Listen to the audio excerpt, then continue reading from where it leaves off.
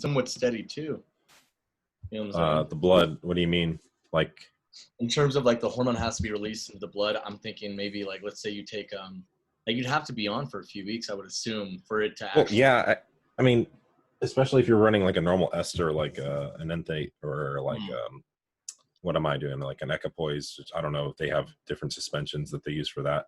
Oh, you know what it's called? Testosterone suspension is the one that is in and out really quick. That's like no half or like a very Yeah, very. I think it's just suspended in water, and it just like, because normally they use like grapeseed oil or something to Right, they suspend. use some oil. Yeah, yeah. Yeah, I don't know. It's hard to say. I know, like if you use like you use like a trinase, you're gonna start feeling that in a couple of days. Like Right. it's like 3 day half life or something. So there's got to be something to it. I think there's also something to allowing it to build up in your system. But yeah, Right. so what you were saying about anadrol and A bombs being hard on the liver. So obviously, I take them infrequently. Like I use them, I will use them, but actually, my use for them isn't actually like it's a weird use. So normally, I would just run a normal cycle, like an equipoise and a testosterone, and or Right. like a deca and a testosterone, and primo is another one I've been wanting to try that I have never. But Oh, you never the tried Primo? no, actually, I've had a hard time getting real primo. I have a source now that I'm gonna probably. It's just so fucking expensive, dude. I think for a Yeah. cycle would be like 600, which is like 3 times like enough for an 8 week cycle, which would be Oh, like okay. that would be like I don't know, 3 times at least what it normally would cost me, if not more, for a normal Yeah. cycle, maybe even 6. It's kind of up there. So, but yeah, so the reason for me using that is so the last time I ran bloods was post was when I was working with Flex and Stan, and it was post cycle, and my estrogen, no aromatase inhibitors, no SERMs. My estrogen was what was it? It was 13 after a full cycle. Is it measured the same as testosterone? Is it nanograms per deciliter? Here, actually, why don't we just pull it up? I have it right here. Because I know the range is I don't know if there's like a big range to it, but you're given a pretty good range to work with. Yeah, I think it's 40 to 100. So I mean, that's low. I can't remember. Oh yeah, oh wow. It was really low. You know what that might be is because that's interesting. Maybe your body was So deca is not a substrate for aromatase, meaning it doesn't aromatize. right. That's what I hear. So that's one thing. But I've heard that equipoise. So I don't know if it's DHT, the extra floating in the blood will actually inhibit aromatization, I think, or I don't know actually the mechanism that works. But I've observed this. And what were you saying? I think it's because like testosterone, like especially when you're taking higher doses and whatnot, like when it's being cleaved into estrogen, all you got to do is cleave one bond to get it to estrogen. So I'm sure it's like the same thing with dihydrogenase. Yeah, so it inhibits it, and yeah, so in some form, I don't know what the actual mechanism is. I'd have to, I can't retain the. I'm sure it's a long mechanism, you know. I know it's like translocated into the cell like a bunch of different times. This is 4/30/19. Is this the one? No, it was early this year, not this one. 1/5. Okay, this one. Yeah. So and so I noticed my estrogen with no aromatase inhibitors was low. This made me think a couple things. One, what the heck? Why are people taking aromatase inhibitors on cycle if this is if you actually observe the, look at this 13 estroidal picograms per milliliter is what it's oh, okay. And I would say if you're at a super physiological, yeah, well, if I would say if you're at a super physiological range, you want to be probably at least the ratio be 5%. So let's see if it has my testosterone here. Yeah, that's really normal. Actually. Greater than 1500. I was high, right? So you want to be 5%, and that's actually extremely low. There's no way that's 5% of 15 of whatever range I was at. Probably no shot, because this is a whole different conversion when you're going into picograms. Right, and I mean, and well, what's testosterone measured in nanograms per deciliter? I think nanograms. Wait, actually, per deciliter, yeah. Nano is negative. I think 10 to the negative 9, and I think pico picograms. Is, I think it's to the negative 6. I could have them mixed up. I think it might be the other way. I think maybe nanograms might be 10 to the negative 6, and then so nanograms would be more. It'd be so like think of a milligram. It would be 1,000 like a thousandth of a milligram. So it's a nano. It's a And nano. then Here, picogram would be, yeah. Okay, here, it's, well, I'll I use a know. different lab. Oh, okay. Oh, they're both picograms, I guess. Yeah, nanogram is standard for testosterone. I know that. I don't know about Yeah. estradiol. I think It's that weird might. how they measure them in different, I guess maybe I it's guess I harder. mean the normal range for like if let's say you were to measure using nanograms, it'd probably be 0.0029 Oh, so it's like nanograms it's harder to reference. Yeah, and right. I've heard Depending something on about this is mass spectrometry. I've heard something about the actual way of observing it can it's, vary the results. yeah. Anyway, what I was trying to get out of that is just that this is on a 250 milligrams of just testosterone, which is a substrate for aromatase, does cause aromatization, but this is good. Right. This is about 5%. This is a little more than 5% of my 1,700 total is and 100. Right. That's probably a better ratio than 13 to I was probably like, I don't know, 4,000 or 5,000. That unfortunately the last lab I used didn't actually test the test actual number. It doesn't give it to you outside of the physiological ranges. But so okay, that was a really long-winded kind of, but this okay. So what this made me think of when I was planning everything out, or when I observed that my estrogen was really low, is that equipoise. And I've seen a video. Again, this guy I love watching, Derek More Plates. He finds like these little niche studies on anabolics, and he's able to observe. And then he always uses stuff himself. But I Yeah. observed that my estrogen was really low, and so what I think happened, and this is just all speculation, but equipoise, he did a video on it and how it actually inhibited aromatization or the actual estrogen. I don't want to speak on it too much because I can't remember very well. But anyway, it did cause estrogen levels in the blood to go down. And so I'm assuming I got on equipoise, my estrogen went down, which is not good. You want it at 5%. It has a neuroprotective benefit. It has other benefits for strength and outside of other things. And then, Oh yeah. So that caused it to go down. And then DECA, I think, was more neutral on it, where it didn't actually change the number at all. I think DECA convert to what is it? It's not. It doesn't aromatize estrogen, but it has. I think it does convert to estrone, which doesn't actually increase blood levels of steroidal. I don't know what else the mechanisms are for it. It's just it doesn't aromatize. I know that. Yeah. Right. But yeah, so and I think it's more neutral. It doesn't really affect that too much. Maybe if it were getting outside, I only use 600 milligrams of testosterone in both cycles. Maybe if I was getting outside of those ranges, then maybe I would get a little bit more estrogen. So I was thinking about playing around with that. But the reason for the anadrol is I don't want to necessarily bump up my doses because I don't really see the need for over 1.2 grams. I think that's enough for me to grow right now, and I've shown that. But the anadrol directly converts to estrogen. So if I'm taking equipoise that may be lowering my estrogen, the reason for the anadrol is to actually cause some more aromatization and balance it out, because obviously it was a net negative last time I used it. Yeah. The other option is to use more testosterone, which I'm going to try actually the next part of this cycle. I think. Did you say your test was you're taking 250 on the last on the other one? Yeah. Mm-hmm. Yeah. Okay. But when I threw in the equipoise, and I doubled the dose of testosterone, it went down.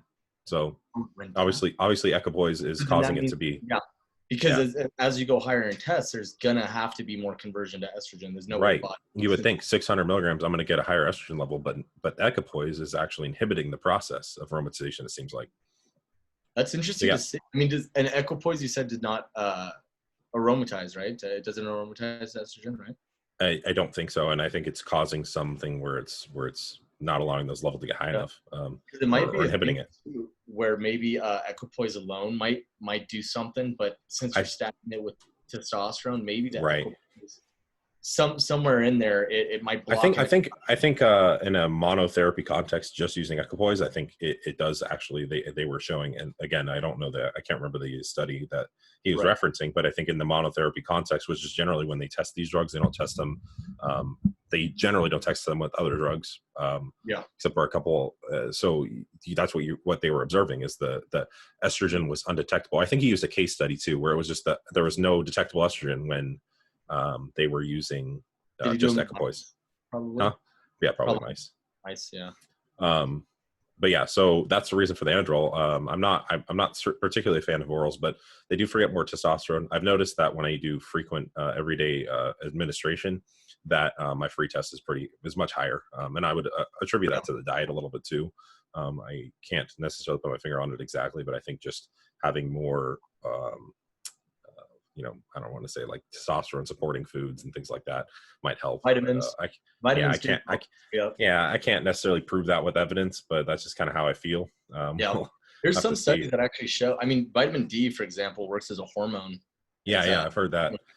Heard that from Stan. So yeah, no, I actually tested my levels in the last one, and I got them in good range, which I know for a fact they were not before. I should have paid to have them tested, but yeah. So that's the reason for the A bombs. I'm not a fan. I've also considered injectable orals, like an injectable Anadrol, but the actual profile and the way it interacts with the body is different, and I don't have any research to solidify that yet. So maybe I'll do some experiments in the future, but the actual profile of it's a little bit different. I just know that was more predictable based on what I've seen. Right. And yeah, liver toxicity is obviously a trade-off. It's, a health trade-off that I make. Yeah, exactly. Yeah. It does give me heartburn too. So no way. Heartburn sure yeah, heartburn and lethargy, which is something I got to really, I have to, when I use it, have to take a nap in the middle of the day. If not, I am like a slug at work. Yeah, it's just like it's weird. If I don't take that nap, I'm out. Like I just can't. It's really hard to move. So it's just part of the trade-off. Like it would be nice to be a full-time bodybuilder so I could just nap when I need to, but it is what it is. I don't know. It's a trade-off that I have to weigh out every day, because like when I use Trenbolone, I cannot. I don't think I'm ever going to touch it again, because it makes me so feel like shit and tired, and I can't train. Oh, Trenbolone itself, yeah. I'm sure maybe it's heavy. I'm sure. Yeah. Again, though, I've heard. There was a study they did in cattle where they actually had Trenbolone in cattle implants, and then they had cattle implanted with estrogen and Trenbolone, and their IGF-1 levels were spiked through the roof with the estrogen. So something about not having estrogen? Something about not having that estrogen doesn't allow IGF-1 to go up. So that might be something to experiment with. I want to try to get my hands on some estrogen cream, which is maybe able to use that in a context. If I could afford to do blood work every week, that'd be so sick. But yeah, blood work looks. All right. Well, yeah, let's get on topic. Yes, that was a kind of a long tangent, but that's just kind of what's going on. Yeah, somebody could use it, I'm sure. No, most definitely. And I think I hate that people don't talk about like these things, because when they don't talk about them, you hear people talking about their 3, 4, 5 gram cycles, and they're like, yeah, this is what all the pros are taking.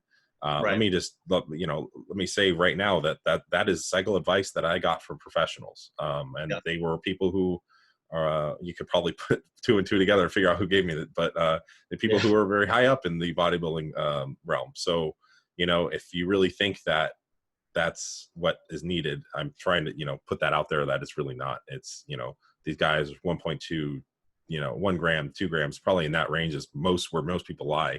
And anything beyond that 3, 4, especially for an amateur, is absolutely ridiculous. So but yeah, that's why I think it needs to be talked about more often, for sure. Oh, 100%. And hopefully we can get some more research about that stuff soon.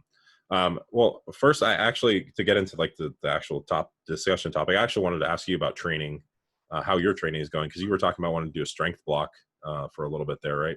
Mm-hmm. Oh yeah. So right now I'm doing I guess kind of a strength block, you could say. I'm doing this tri-phase workout with my buddy, and it's like I think what it is because we're going kind of day by day. I'm following his stuff, but it's like upper lower. It's an upper lower split, which is kind of better. I think it's cool, but I mean, what it does is it lowers my volume a week a lot. Yeah. You're probably going to need that. What ranges, rep ranges are you training into? So right now we're doing. It's usually around the 8 rep range, but for the compound, it'll be like, it depends on the day. Like, let's say upper, lower, 1 week, it'll be 5 by 3. This 3, what it would be is, so the tri-phases come in phases of the eccentric movement, where you're going down super slow, pause, and then explode. And then vice versa, where you're going down, pausing, and then going, and then where you're going down and then putting it together. Right. Okay. So, I've never heard or like tried of anything like that, but yeah. So, I mean, if you have links to it, I'd love to look into it. So you're not training outside of like, or lower than 5 reps, it seems like? Give or take. I would say for the compounds, no, but for everything else, like let's say for the building hypertrophy phase, it'd be like 3 sets of 8 for certain things. Nice. Okay. So, and what's the end goal then of the program?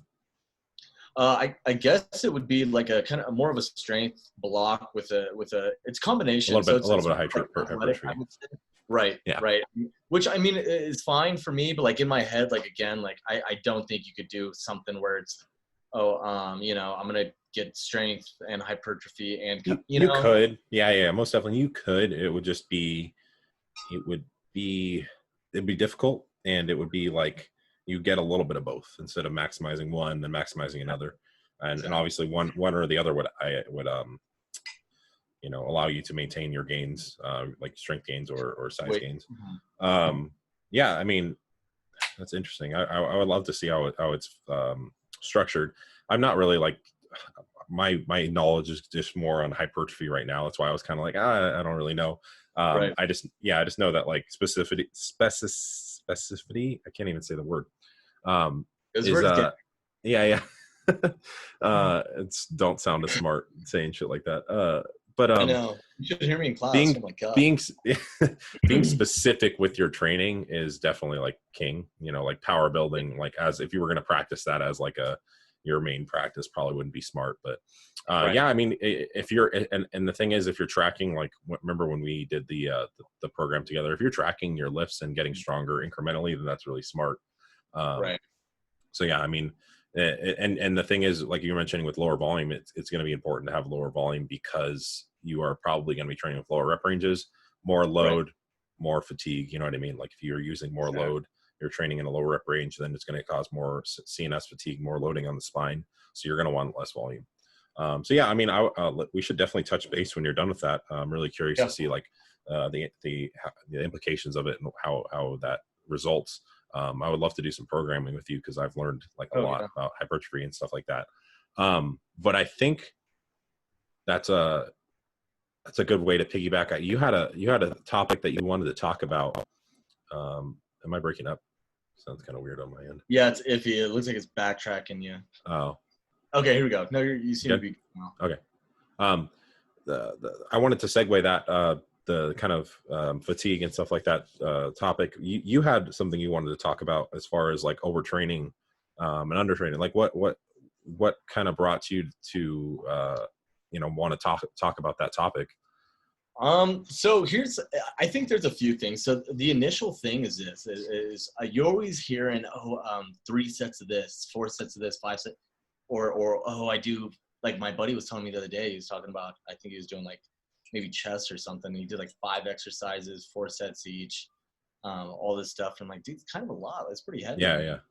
It's a heavy workload. And then you have somebody else that'll do maybe total of like 5 to 8 sets a week on chest or something, you know? So it's that thing where it's like, okay, well, it's very hard to determine your own, you know, because of many different factors and stuff. So I wanted to say, okay, well, how do you really pinpoint whether you might be undertrained versus whether you might be overtrained? Because I think that the main understanding for most people is, I'm not really going anywhere. I'm not progressing. Right. And they're putting a lot of stress on their body as it is. And they say, maybe I need to increase their workload.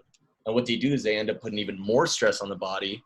And maybe some factors aren't able to actually maximize and stuff like that. And then they're even losing even more gains or you know, this or that. So you're talking about like maybe two kind of like camps. You have the people who are maybe doing too much. And you're saying like 5 exercises, 4 sets each for a single body part, right? And then you're saying that maybe you have this camp over here that says like 8 sets. Correct. There's a lot I could say on that topic. We'll start with volume. So there's a lot of debate on how volume should work in a program.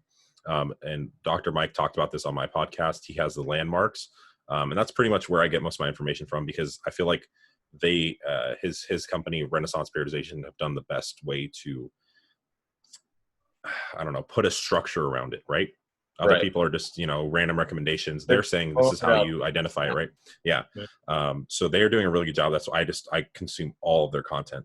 So that's a great place to look. I'm just going to try to do my best to kind of explain what I understand from them and my understanding of, and from my experience. So first you look at volume. Right. I would say in most cases, so Mike's volume landmarks, to first talk about them, he mentioned them on my podcast. You have the minimum effective volume, which is the minimum amount of training you can get to get a result. So maybe that person on the 5 to 8 sets is training around that, but they're not moving upward and onward, right? So they adapt to that amount of volume. Maximum adaptive, which is going to be the max. You know what? I'm going to actually bring up the technical definitions of these because I don't want to fuck them up. Butcher some shit. Yeah. Yeah, here. I'll screen share because I have their products on my computer.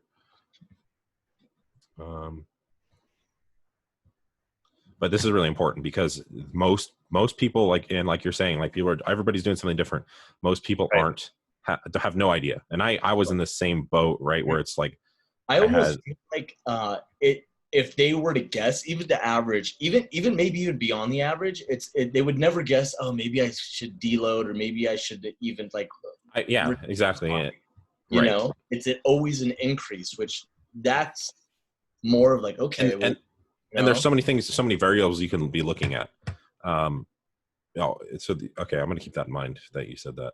Okay, so maximum adaptive is the amount of training that in any one unit of time yields the greatest adaptive response. Right. So notice how he says any one unit of time. So that's important because this is kind of like a moving target, right? And this is going to be, you can't stay here. Right. Right. You'd have to go up. So the way they eventually adapt. You have to periodize from your MEV to your MRV, which is MRV is the maximum recoverable volume, the highest amount of volume of training an athlete can do in a particular situation and still recover. That's your ceiling as far as training goes. I remember we were talking a couple weeks back, and you were like, "Man, my chest is sore." When you had reoccurring soreness going into a training session, and you're like, "I'm not getting stronger." So most likely, and that was like, I remember like 18 sets for your chest. Most likely that's your MRV. Most people sit around like 20 sets for their MRVs for the most part. I would say like my arms right now, for some reason, they sit around like, how many sets that I use? 6, 12, 18, 20, 24, which is like ridiculous. But it makes sense why they haven't been growing all this time. Right. So you have those landmarks, right? So your guy doing 8 sets, maybe at his MEV, he may not even be there, and that's why he's not growing. But it's important to remember that individual muscles have their own volumes too. So you can't just prescribe I'm going to do 10 sets for every body part. That could be a good starting point, but you have to look at certain variables and see if the volume, you're going to get to that end spectrum, and you'll look at different variables. Like I'm training my quads, like I think like 8 sets a week right now. My arms 24, and my quads are growing, I would say. So, you know, because they're just hyper responsive to training. So the person doing 8 is probably maybe getting enough for some body parts over a long period of time, not doing anything. It may make sense to increase for that person, but the person who's doing 20 sets, it doesn't necessarily make sense to increase because then they run into problems. Do you think that it's possible? Let's say that the sets remain the same for that particular individual. Let's say 8 sets, but their weight is going up. Would that mean that, I guess, in terms, it might not be fully adapting to the volume because the weight is changing? So technically, there is more muscle. I mean, eventually he'll hit a wall there too, I'm assuming. As far, that is a tough one. I think I'd have to thoroughly understand the concepts a little bit more, but I would say no, because I think you're not providing enough stimulus. Okay. So you need those extra sets to provide an adequate amount of stimulus, and then getting stronger with that adequate amount of stimulus will in turn cause more muscle growth. If that's what I would assume based on my understanding. So you need to be in that range at least. Like it's like there's a bunch of different things that the boxes that need to be checked for maximum hypertrophy to occur, and I think you need to be at an adequate amount of stimulus with adequate amount of sets, and then get stronger there, and you will be able to produce hypertrophy over weeks. So in this context, you know, that's one of the variables. So and this person who increases over here at the 20 set is gonna run into issues where they get burnt out. And like it's funny, Mike Israel said this before, your body kind of makes you deload. So they'll get an injury or they'll get really sick, and they won't. Just happened to my buddy. To my buddy. Really? Going up in weight, he was squatting like close to I think 455 and stuff. And he was getting Yeah. stronger and stronger. And finally, because I did the last program, when I was telling you about my chest with him, and Yeah. right after it was a 9-week program, I told him, hey, dude, now's a perfect time to take a good deload. Yeah. And what he Smart did thing to was do. he restarted the whole program with new Oh, weights, new weight increments. And I think he went maybe a week or two with in, the and same, like the same. He brought his heaviest weight from 9 weeks onto his first week. onto his first week and started Yeah. all over. And he was telling me, he's like, dude, I'm getting weak. He told me my strength wasn't there today, and then now he hurt his back. Oh shit. Yeah, that's it's exactly what he. It's funny that like Mike says this stuff, and like I didn't observe all of it with myself, Yeah. but I hear these stories and I'm like, shit, that makes so much sense. Like, Oh yeah. and I've had that with myself too. He said basically, yeah, he said your body will make you do a deload because what happens is your nervous system can't recover. At that point, I wouldn't even say your muscles can recover, but your Yep. joints and connective tissues as well. They need at least a week, and after multiple training cycles, they need a whole month of like lowered training intensity to be able to handle the load and the stress of another training cycle. Right. Which a lot of people don't think about. They always think, oh, I'm not sore in my muscles, but your tissue, certain ligaments, tendons, they don't get stronger. It's Right, not right, like a muscle. exactly. So that's why it's so important to have a structured. Yeah. What were you saying? I didn't hear that last Well, you're part. just putting so much stress on your body at that point Right, that right. it's And so I'll get into that too. But what was I going to say? Um, that's why it's important to have a structured deload in your plan where it's just like you do it no matter what at a certain week. Because like I would say a great standard for most people is 6 weeks. If you have really intense, really hard training, maybe 4. At that 6-week mark, great place to just deload. Doesn't matter if you feel really strong and good to go at the end of that 5th week, it's still smart to deload in most cases, from what I understand too. for the people out there viewing, what is there multiple ways to deload? Is there a standard deload? And this is another topic that we talked about on my podcast with Mike, and I'll link that down below. But basically, so what I see most. Let's start by saying progressive overload is one of those steps that I think has to be there. Well, I don't think it's been proven that has to be there for hypertrophy to occur. You have to be getting progressively stronger over time. You can get progressive with your frequency, the amount of time that you rest, the volume. You can get progressive over time. So there has to be progressive overload stimulus for that to occur. What was the question again? I'm sorry, I just totally like. But is there for like the deload itself? Is there like maybe okay? Well, I'm gonna reduce my whole volume, the weight. So what was I saying? I just wanted to kind of set that up as a part. So a lot of the coaches that preach this progressive approach, Right. a lot of them use a deload as an opportunity, and these are some of the mainstream coaches. They are probably the more evidence-based, and I don't want to name call. More evidence-based coaches in the bodybuilding field right now, which we're headed in a good direction. And this is, again, where our discussion with Mike went, is that like everything's heading in that direction, which is great. But we talked about this on the podcast, is like I asked Mike, what do you think of like deloading with just less volume, but still using your max rep weight, which I've seen some people do. So that obviously that's a bad example, right?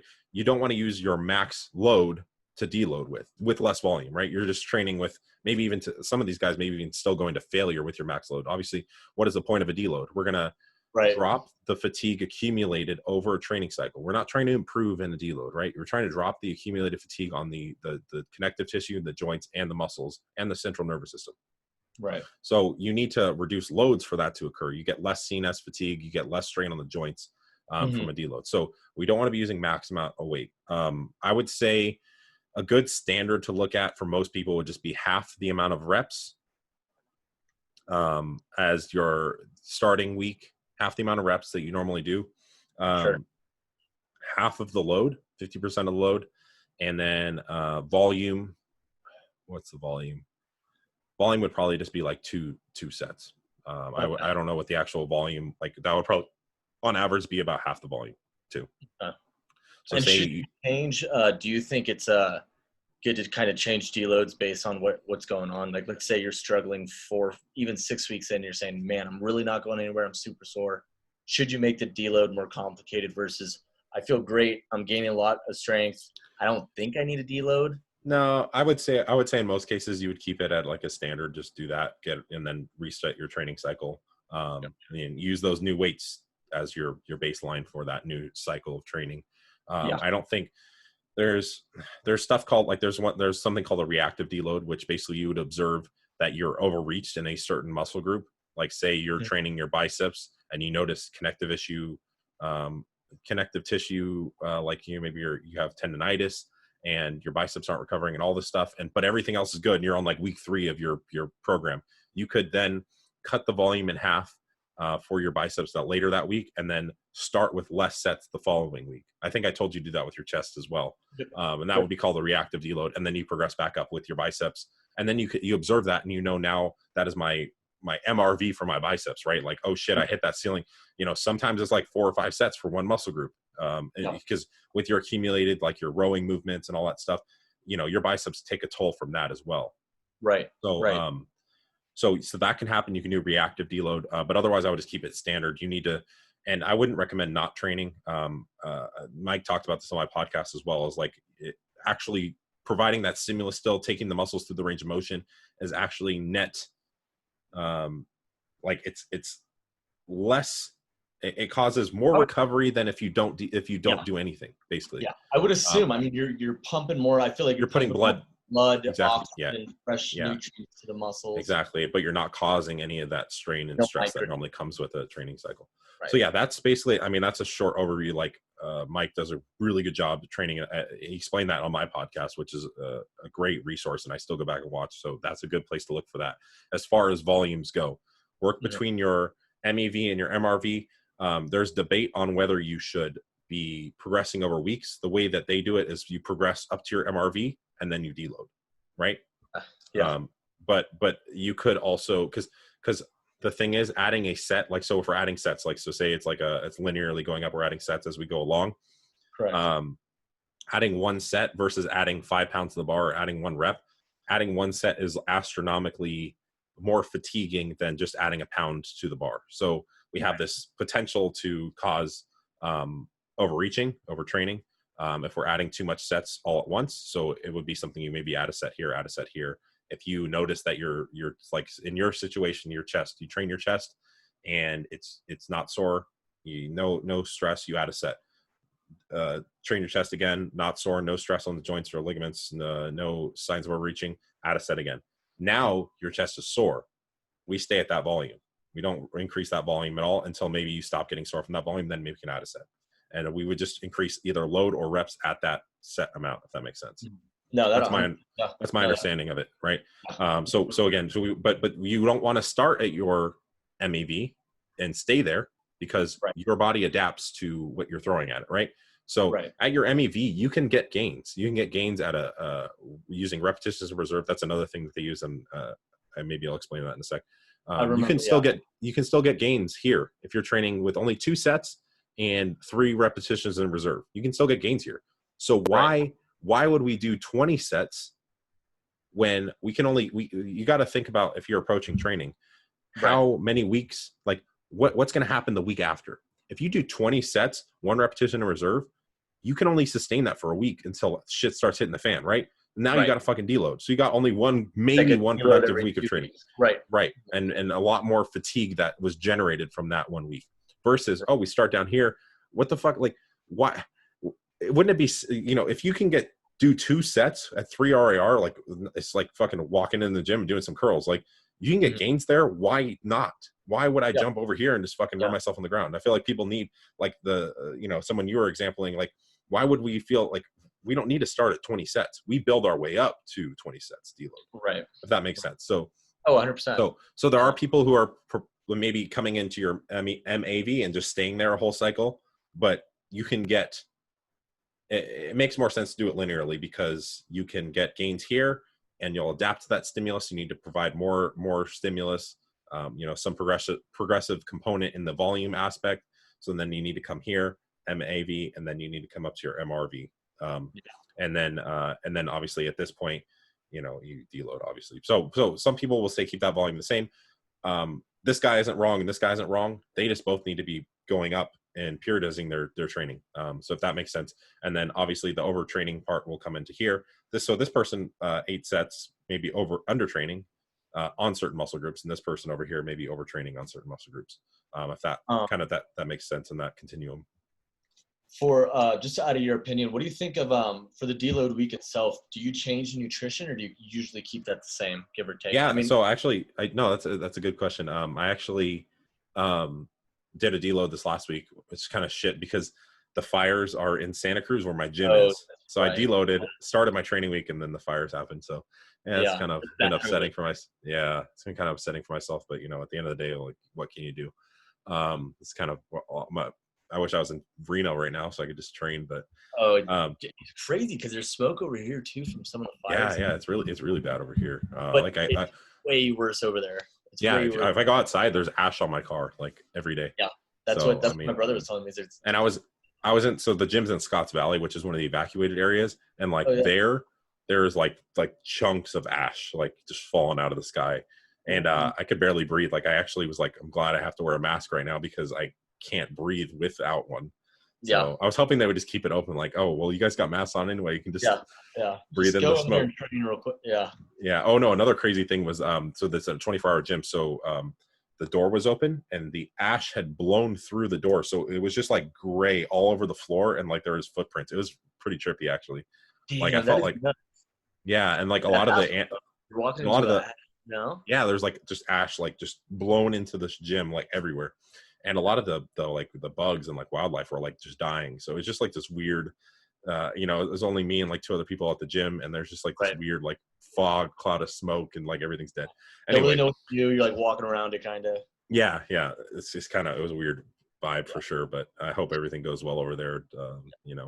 But anyway, that's a tangent, but in itself. But so I did a deload that the prior week, and I'm actually so now I can't train, so I'm isocaloric, so I'm at my caloric maintenance. Mhm. So I took out my intra workout shake, and which was 75 carbohydrates, Mhm. and then I reduced like my post workout, like I'd usually have some fruit with my rice, and then I took Right. some carbs out of that meal. So I pulled the food from my post workout and intra workout area usually. So then I made And myself is ice. it seems like Yeah, what's up?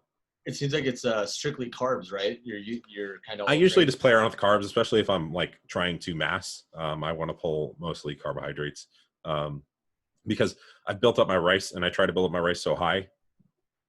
Excuse me. With the vertical diet, that's one of the main things is your vertical axis is just building rice and red meat.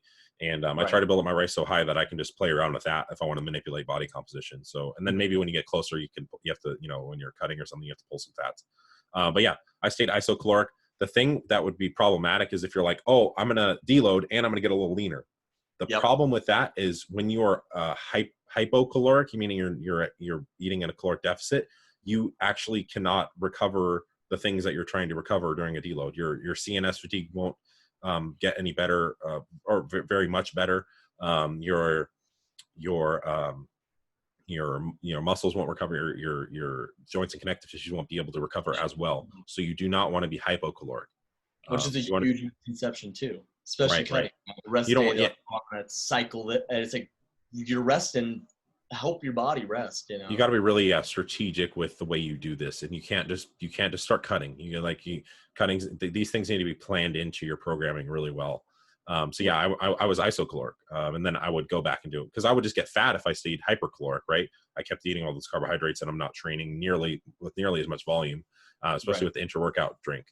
So isocaloric, I just maintained my weight from that training block, which is good because now if you were pushing your weight up, you can get acclimated at a new weight and then push up again, right? And then acclimated at a new weight, push up again. And Right. then you can use those and do those in longer phases later, like a full maintenance of like a month or two, where you just maybe try to recomp, get a better body composition at that calorie amount and that weight. But yeah, so as far as nutrition, you would in a deload phase, you would want to be isocaloric, meaning you're at your caloric maintenance. Mhm. So yeah, that's the reasoning for that. One thing I wanted to mention too, so the whole topic is over or under training. Um, uh, Basically, obviously, we didn't even define those terms, but under training would be that you're not getting adequate stimulus enough to grow, and you're not providing that, and then overtraining is the way you'd identify it is your fatigue is way too high. Right. A lot of people, it's funny, people will talk about like you're not overtraining, you're just under eating, right?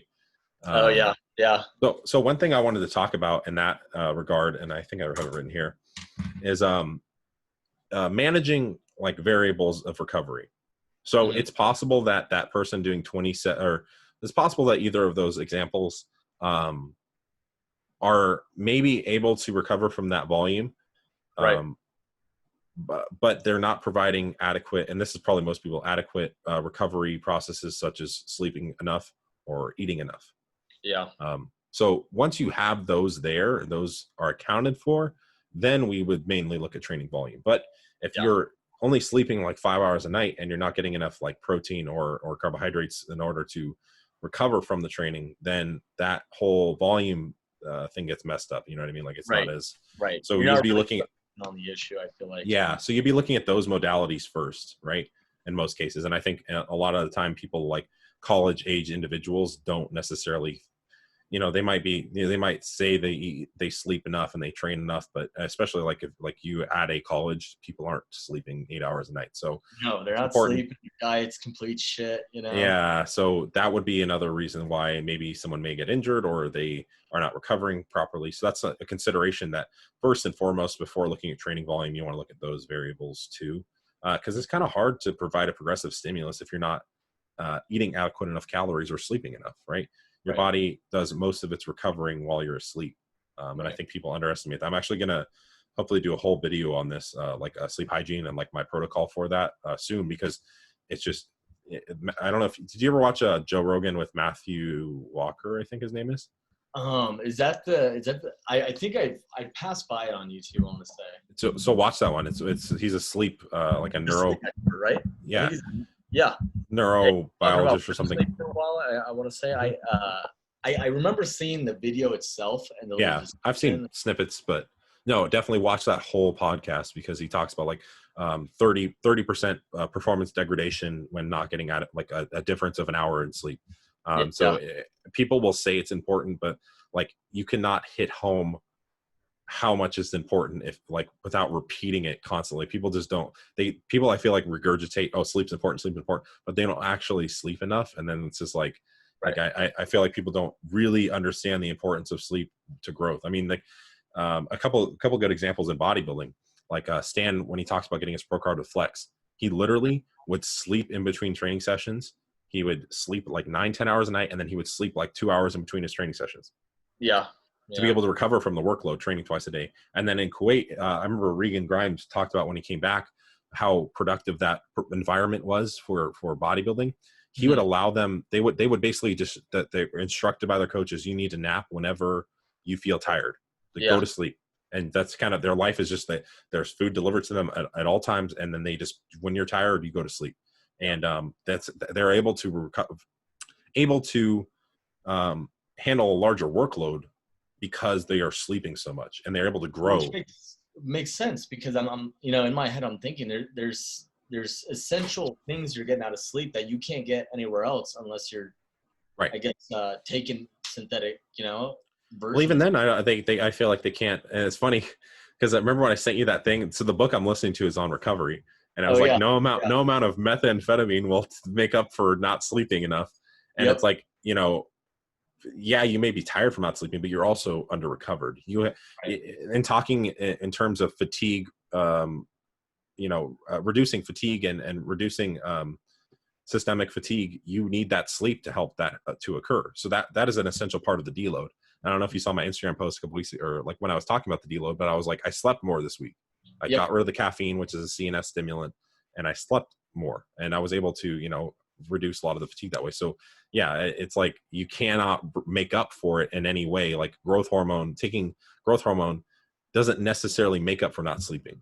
No, yeah, for sure not. There's so many added benefits to it. Yeah. I mean, And it's there's like, countless studies on sleep, countless studies on yeah, sleep. no, that's why you should look at Matthew Walker, because I think he's produced a lot of that. Oh, Um, sure. but what was I going to say? Let's see. I lost my train of thought. I know Rich Piana talked about what the fuck is that drug? It's GHB, and Oh, it gee. was increasing your REM cycles. I don't know how much efficacy that has. Bodybuilders used to take it before it was like an actual narcotic, like used for Oh, yeah. partying and stuff, and But before it became like a Schedule 3, I think. But it increases your REM cycle. But I don't know if that has any work. I don't know. I feel like we can't hack sleep. I just feel like it's so crazy when you hear these people like you need to sleep 4 hours a night and then you're going to be successful because you work the other 18 hours. The thing is yeah, with well, shit. the thing is though, your productivity in that whatever window, 20-hour window, because you're only sleeping 4 hours, is reduced so much that it would Right. just make more sense to sleep 8 hours. Right. Exactly. You And then can't. when speaking performance, it's also degraded. So Right. And that's yeah, another thing. Some people might wake up, oh, I feel great. I only slept like 5 hours, but I feel really good. You might yeah. feel good, but the benefits inside, you're not, Right, right, definitely. And some people have become acclimated to less sleep. I think some people can handle less sleep, like yeah. 6 to 8 hours for sure. But also you got to think about it like that's your baseline, right? If you don't sleep 8 hours normally, your best feeling is 6 hours or five Yep. hours. So you're like, well, yeah, I feel like shit all the time. That's normal, right? Right. So that's important too. Like sleep 8 hours for a week and see how you feel, and then that should be your baseline, right? It's Yeah. just like someone who's like really unhealthy, like honestly, I have a hard time conceptualizing this because I've never actually like eaten really unhealthy my whole life. Yeah. I You mean, can do it. except for maybe when I was really young. Yeah. But it's hard to understand and think about maybe how other people feel. And this is where sometimes, like as a coach, it's kind of hard.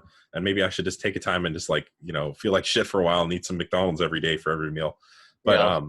I kind of have a hard time understanding like what like if I were to be put in someone's like body who doesn't doesn't have any nutrition, doesn't train at all with weights, how would I feel? And what would that baseline be, and how would that compare to where I'm at currently? Well, I I have think there's no studies yeah. What's now up? too that are linking psychological disorders to, you know, Malnutrition. Yeah. No, I malnutrition, know. and so it's Yeah. kind No, of interesting to see. Well, there's more to it than just the looks and the yeah. metabolic index. Sleep disorders too. Oh, 100%. Oh, yeah. uh, like having seizures, something about or having the tongue on the roof of your mouth during sleep. Stan Right. mentioned this once. Actually led to children and adolescents to have more gender disorders. Having the actual like not allowing breathing through your mouth, having the tongue on your roof of your mouth, led to some developmental problem that led to gender disorders. So it's wild. I mean, it's so complex. I couldn't even begin to Yeah. um, explain some of that. I mean, or even understand it. But Oh my God. It probably, I can't even imagine, like, I don't know how they study the brain exactly, with like all these neurons up and like, yeah, but I couldn't even imagine where to even start with that, we understand so little about all this. I mean, even when I'm talking about training, like this is the best understanding that we have right now scientifically. Exactly. And like I mean, and look, it plays out in bodybuilding. Like, why does someone like Big Ramy exist? Because Yep. we understand some of this shit. Like, Right. if we were still doing the stuff that they were doing back in Arnold's day, he might not, we might not understand some of this. Like, and he Right. probably wouldn't be as big. Oh, yeah. So obviously there's been an evolution with the physiques based on our nutrition and our training knowledge. But yeah, I mean, that's the thing too, is like people are so attached to certain things, like training a certain way. And it's like, dude, you cannot be attached to certain things when when our understanding of things is constantly evolving. Like, you got to be able to say, oh, there's new information, I need to be able to accept that and not be emotionally attached to this just training system or whatever, Which like is if I'm doing it science, because it's always changed. right. Textbook they might have in 2007, now they grab it and throw it away. They say this Right. same concepts, whole different book with whole new material, because you Right. And that's a problem with I see with bodybuilding is there's and these guys are kind of on the out, but some of those gurus are just so attached to training a certain way. And it's like, dude, like we've evolved past a lot of that, right? Why are we still eating no fat and all these foods that cause digestive distress when we Right. literally had a era of people who were called like the bubble gut, like we had stomach distension, and they're still eating these foods that just don't agree with them. And I'm like, and people are moving on beyond with that. Like, hey, maybe you shouldn't eat asparagus or broccoli. That we've shown that they have no really other benefits other versus these other vegetables, and they digest better. Like, just certain things like that where there's some certain attachment to like, nope, this is what works. This is bodybuilding. You need to train to concentric muscular failure for 30 sets. But it's like, oh, we have literature to suggest that if you actually have a dramatic amount of fatigue when you train to complete muscular failure. So maybe that has a context before you deload, but maybe over here you could actually get some gains not training to failure. And you have these people who are emotionally attached to, well, I got to train to failure, I'm not a pussy, like, you know, all this bullshit. Like, exactly. So that emotional attachment is very problematic when it comes to these things and the evolution of these things. And you can't be closed-minded, you know, especially if you want to advance, you just can't be closed-minded. You got to be, you know, your gains will stop wherever your information and your knowledge stops. Right. Same with you in school too. It's like your understanding of this stuff will stop where you stop, you know, and it's crazy because I see some actual like PhDs and stuff who do this, where they like, it's interesting. I don't know if there's a term for this. Maybe you can fill me in, but like, is there like a term for like, okay, so we have confirmation bias, right? So if I were to do 20 years of research and I've come to these scientific conclusions, maybe I've done my thesis on some things and I'm like, oh, this is how things are, right? Is there like, I feel like there are some researchers who by the information that they have, even if it's the most like it's peer reviewed, randomized control trials, meta-analysis, the most solid information they have, they are controlled by their biased understanding of that information. Does that make sense? So like, no, that happens all the time, actually. So like, if I'm like, yeah, what's up? Here's an example that I could give because I see it and I've seen it before. It's kind of like one of those things where you're following the data and you kind of predict the next step. You're like, all right, well, it should show this. Yeah. And I would run an experiment and we wouldn't see that. And we'd keep running it. And it's like, we're getting the same results here. Yeah. We can't hope that it's going to show what we think it's going to show because it's not showing that. We got to follow what we have, which is the data. So, and that's common. That happens actually, I would say, kind of a lot. Right, because your emotion is like you want this result to happen, right? And it's like, well, that result isn't happening, so you have to be willing to understand it. Blaming it on it could be maybe an error and a human error, but it's like, well, we've reran it. You've reproduced these results, you know? Right. Well, so, and it's funny because the people who do that, like what I just described, they are aware of what you just described. They know that. Like there's a couple people that I'm thinking of in mind that I'm not, again, I don't want to cause like drama or anything. Not that anybody can fucking see this, but at least at this point. It's all in my head too. Yeah. But it's like, so they know and are aware of that occurrence, right? But they still they still make that same mistake in their own knowledge and their own thinking, if that makes sense.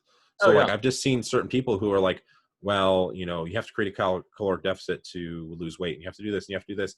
And then someone presents some opposing information to them. And they're like, well, based on my understanding, you know, I guess it's just confirmation bias. But even to people who are, it's just wild because to know that, to be aware of that, to have done research yourself, and then to still be biased in a certain, like, look, like you might be higher up in, like, you might be closer to the truth than someone else. Like someone's over here and you're here and here's the truth, right? We're never actually at truth.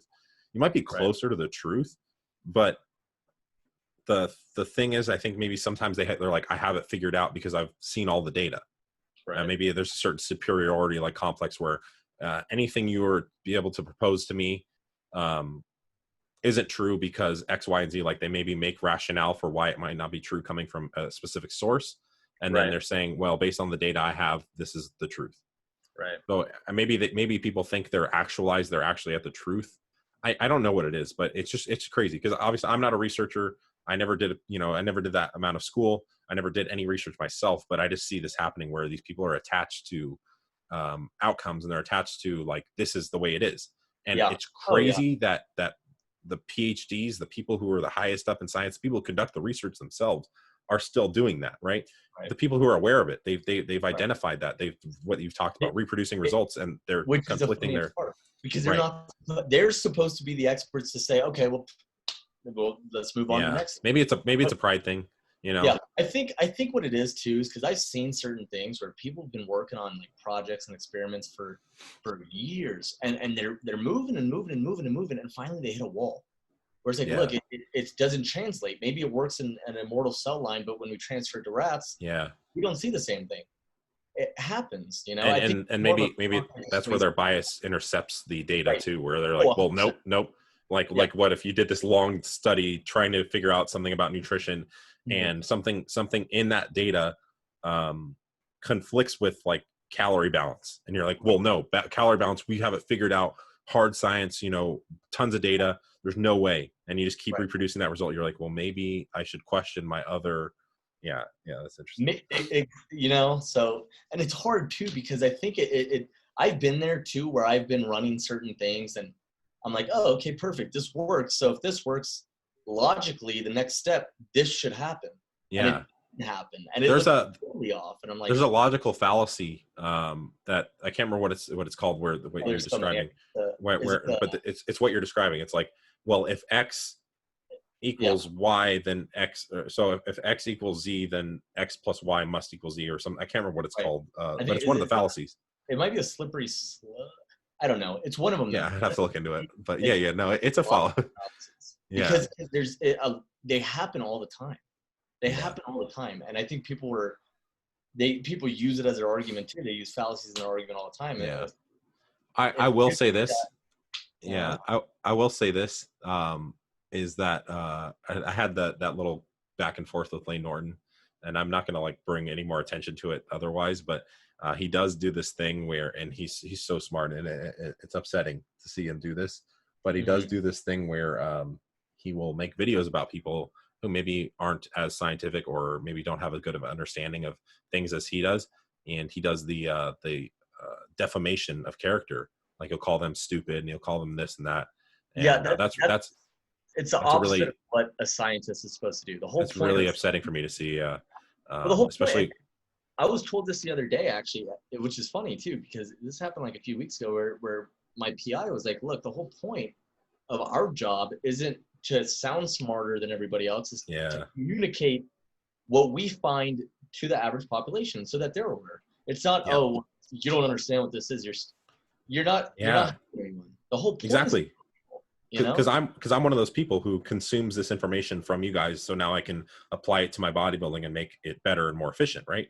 sure, And so what you're supposed to do. So yeah, and one thing I've noticed, that like now I'm stepping into this realm where I want to try to get some of that conversation occurring, is that like some people, like when I'm reaching out to people to do podcasts, some people like almost like are like, well, like it's weird. It's like, we know, I don't know. It's like it's like the um like judgment of people, like, oh, you're just a meathead kind of thing, or right, you're just a bro, or whatever. Like, and I feel like I get that vibe. Like, maybe someone doesn't outright say it, but I get that vibe from people like, well, I know more than you, and yeah. it's like, well, yeah, I obviously you do. Like, and I would never take that away from anybody. I'm just trying to get that information out, so other people, maybe my dialect and maybe my physique may actually get more people who wouldn't otherwise be interested. So if Yeah. we can use me as like a communicator of some of this information, get it back to you, then we have this whole continuum of everybody's getting more.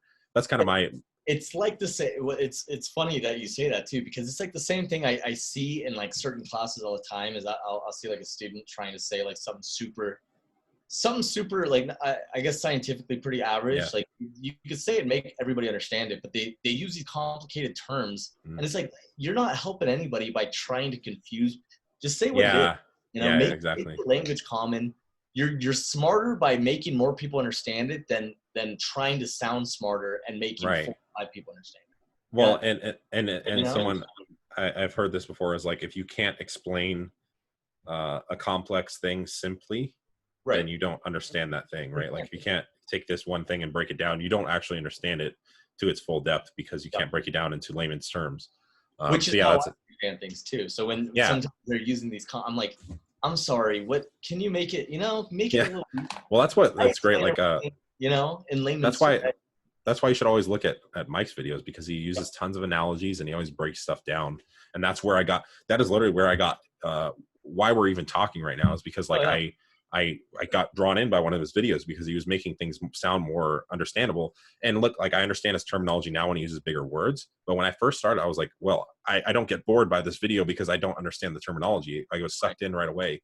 And now that I understand more of the dialect, without that occurring, I would never Yeah. be able to understand the dialect because my interest wouldn't have peaked. I wouldn't have gotten down this It's rabbit hole. it's almost like article papers too, because I've seen article papers where I've read like an abstract and I'm like, I don't know what the hell's going on at all. Yeah, I sent you that meme where it's like, Maddie sent that to me, where it's like, research. What was it like? Researchers expect us like get mad that we don't understand the study, and it's like written in fucking a foreign language. Yeah, Like, yeah.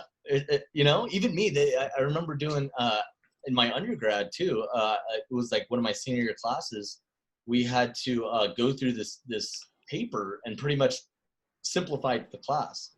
And we're going through this paper. We're like 6 pages deep, and we're like, what the hell is what are going they on? talking about? Yeah, I've never heard of this stuff. I don't yeah. know what technology they're So like, using. I don't.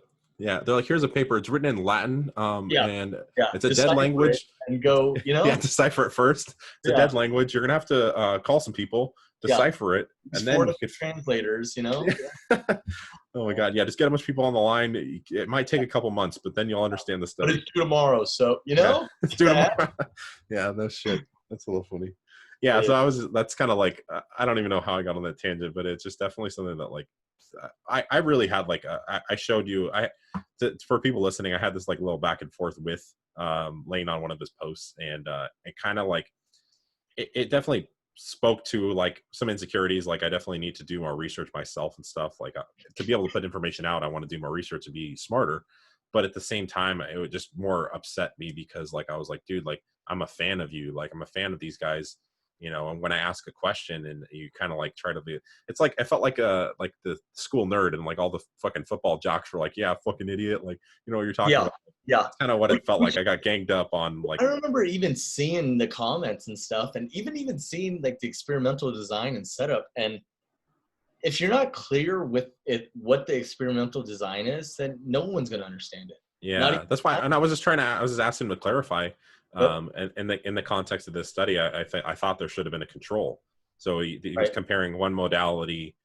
To another. I guess just comparing one modality to another. But I was like, well, Yes. shouldn't we have a control? Because what if this one like it was icing versus active recovery? What if Right. what if active recovery caused it, which actually, now that we just talked about fatigue, active recovery does cause more recovery than doing nothing. Right. So it would have been really But interesting even to see then, all these together, right? think about it this way: if the ice let's say he was saying pretty much the icing is reducing these inflammatory markers Which you need that for, help. yeah. Right. So if you're icing versus doing nothing, you might be getting more out of doing nothing and letting your body naturally recover that than Yeah. icing it and actually just wiping away all that information. That's Especially not a with proper control. yeah, especially with that context. And you know what? Like, at the same time, I was like, oh shit, did I like fuck up? I did. Maybe I didn't understand what I read. Okay, so you're totally right on it. I just asked the first question that came to my head. I was looking through it. I'm like, well, wait, what if active recovery, especially in that context? Like, what if there's so many things that interact that is the icing? Yeah, like you said, neutral, negative. We don't know in control compared to a control. But yeah, so it kind of like that definitely like was upsetting for me in a lot of ways. But yeah, I think there was like an attached to this, like, well, this is my study, so you can't poke holes in it kind of thing. Yeah, yeah. He didn't even answer my question at the end of the thing. I was like, fuck. I know. Like, I know. it's funny because he's like, you didn't read the study, and I don't think he actually read my question. So I was like, right. This is so fucking ironic. But right. Yeah. Well, even then, the second comment was where you really kind of said, look, dude, you're there's no control here. You're yeah. I tried to clarify, but the last one, I just made it really simple. I was like, okay, so we're only comparing two modalities in this study, right? And he's like, yes, this is the control. I'm like, fucking thank you. Like, that was the first question I had. He read my question. A control. He labeled it as one, which he can, but that's not what a control is supposed to be. Right. Control is neutral. Control. No, absolute. You know what I'm saying? No influence of how it's supposed to be flatlined. Right. And then you do all these crazy comparisons. Because again, like we just said, active recovery causes you to recover more than not doing nothing. Being right in this context would be control. So that would influence the results to some extent. Right. And scientifically, if I were to guess, I would say that nothing does more than the ice bath itself, depending on what you're trying to do. Yeah. So so it would go we wouldn't know. As far and assumed And for people listening, so the basically icing, we'll just put it out. Icing. Ice bath. Yeah. Hold on, my Siri came up. Icing is not good. It can be used acutely. I was listening to this recovery book. It can be used acutely. Say you have repetitive training bouts, so you don't necessarily need that recovery right now. You just need to be able to get your knee. Say your knees are inflamed from squatting earlier, and you need to go in and say you do jujitsu at night. Yep. You need your knees to be fresh for that jujitsu, and then not icing after that would be okay. But basically, icing impedes the inflammation response, which doesn't allow, doesn't allow things to heal correctly. So same with ibuprofen. So that's what this study found. And what we're talking about is most likely, if there was a control, we would have icing being, or how about like active recovery being the best recovery you would get. Doing nothing or control would be in hypothetical situation would be right in the middle, and then icing would actually be like you would get negative recovery, or you wouldn't recover. I'm sure you might even, but it wouldn't be favorable. Like it wouldn't make sense because like so, and that's you're swollen, damn near. Yeah. And the book I've been reading is another book by Renaissance Periodization, but it talks about like maybe like so massage, icing, all the shit. Basically, the only reason why it really actually causes any recovery, it doesn't actually itself cause recovery, but the actual relaxation aspect of it does cause recovery. Right. So being able to lay on a massage table for an hour and not have your phone and being able to relax actually causes a lot of recovery. The massage itself does almost nothing. So that's something to be aware of, is all this passive stuff that is done to you, not that stuff that you do doesn't actually cause better recovery in most cases. Right. Yeah. I don't even know how we got on that topic, but I'm glad we discussed it because that's something I wanted to talk about for a while. It was definitely in my head for a while. It was weird. Yeah, definitely. I that shit bugged me for a little bit, but I want to say I almost commented. That's how close. You know what? And so I showed you I was at Mark Bell's gym, right? Yeah. I got a modeling gig for his brand, which is like so fucking cool. I auditioned, totally fucking. I saw you in the video, I think, in the background. I auditioned and I totally fucking bombed the audition. Like I was like so nervous. Like I can't like, and you've seen me public speak in high school. Like I have this thing where I get like anxious, and it's not actually that I'm like anxious to talk. My body has this like sympathetic response where I just actually get like shaky, and it's not like I'm not actually like I'm totally cool up like in my head, at least maybe subconsciously I'm not, but the shakiness makes me nervous because I'm like, fuck, it looks like I'm visibly nervous. So what happened is I came out, there's a panel of people and I'm like, oh shit. And like, I was like, I knew it was going to happen. So I started getting shaky, and then I was like, oh fuck, they know not they know, but like, it looks like I'm nervous. And so then I started like kind of getting choppy with my talking. You get in your own head.